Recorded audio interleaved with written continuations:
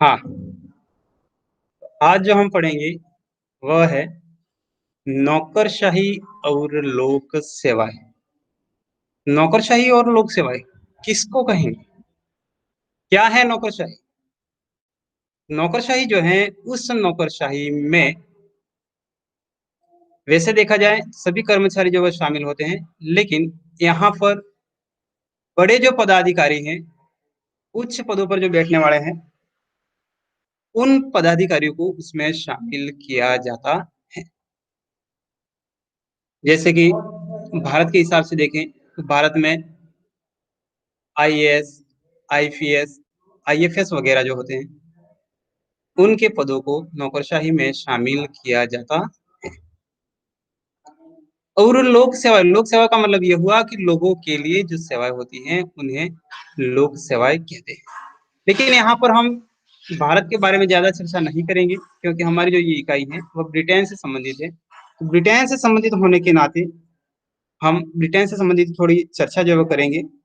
Britain जो है, उस ब्रिटेन में पहले जो लोक सेवाएं जो होती थी, उन लोक सेवाओं का जो भर्ती का कार्यक्रम था वह अनुग्रह के आधार पर होता। अनुग्रह का मतलब जो शासन करने वाले हैं, जिसकी सत्ता है, तो सत्ताधारी जो है अपनी इच्छा से किसी व्यक्ति को निर्देशित करता था कि इस व्यक्ति को इस पद पर बिठा दिया जाए। लेकिन उसमें होता क्या था कि नौकरशाही जो है वह ईमानदारी से अपना काम जो है वह नहीं कर सकती थी। अतः ईमानदारी से जो काम नहीं होता था, इस नाते बाद में धीरे धीरे ब्रिटेन जो है, उस ब्रिटेन में परिवर्तन हुआ।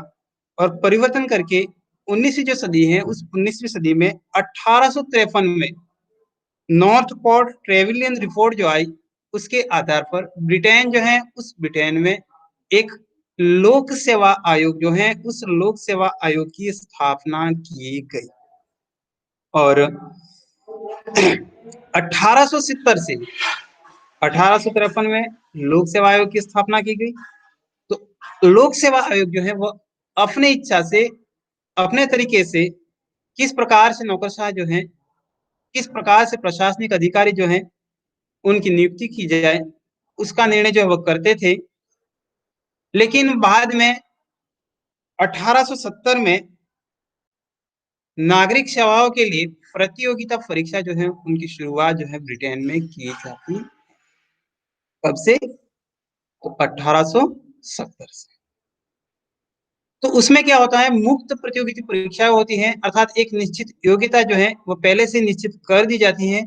और उस योग्यता को प्राप्त करने वाले जितने भी लोग होते हैं, वह लोग या जो भी इच्छुक होता है उस योग्यता को जो पूरा करता है, वह उस परीक्षा के लिए आवेदन करता है। आवेदन करने के बाद एक प्रतियोगिता परीक्षा जो है उसका आयोजन किया जाता है। ये आयोजन होता है, उसके बाद जो उसमें पास होते हैं, जो उस परीक्षा को उत्तीर्ण करते हैं, उन व्यक्तियों को अगले स्टेप के लिए, अगली परीक्षा के लिए बुलाया जाता है। और ये व्यक्ति जो पास होते हैं उनका इंटरव्यू होता है। और उनका भी इंटरव्यू होने के बाद जो अंतिम फाइनल रूप से या अंतिम रूप से जो जिनका सिलेक्शन हो जाता है, अंतिम रूप से जो उत्तीर्ण होते हैं, उन लोगों को ट्रेनिंग दी जाती है। और उस ट्रेनिंग के आधार पर वह अपना प्रशासनिक कार्य जो है वह शुरू करते हैं। जो लोक सेवा है, उन लोक सेवाओं को अलग अलग भागों में बांटा जा सकता है। जैसे कि लोक सेवा में प्रशासनिक वर्ग जिसको कहते हैं, जो कि भारत के हिसाब से देखें तो उसको हम कह सकते हैं आईएएस, क्योंकि भारत के हैं इसलिए भारत का नाम तो आएगा ही बार बार। एक सामान्य नियम है इस संसार का, अपने जो घुटने होते हैं वो अपने पेट की ओर ही मुड़ते हैं। तो हम भी तो भारतीय हैं, अपने देश का नाम तो आएगा ही आएगा। तो पहला जो है वो प्रशासनिक वर्ग, अर्थात प्रशासन चलाने वाले।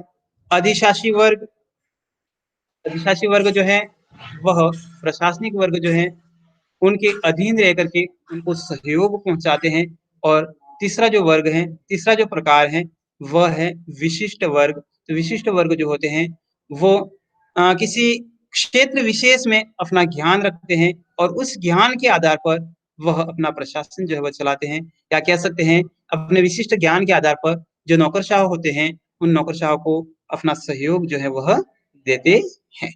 ठीक है।